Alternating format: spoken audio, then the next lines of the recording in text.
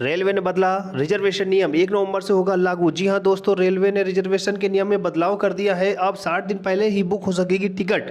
पहले आप यात्रा की डेट से 120 दिन पहले टिकट को बुक कर सकते थे, लेकिन अब इसमें बदलाव कर दिया गया है। अब आप यात्रा की डेट से 60 दिन पहले ही टिकट को बुक कर सकते हैं और यह नियम 1 नवंबर से लागू हो जाएगा। तो आप इस वीडियो को अधिक से अधिक शेयर करें ताकि सभी को इस नियम के बारे में जानकारी हो सके। प्लीज़ वीडियो को लाइक करें, चैनल को सब्सक्राइब करें। धन्यवाद।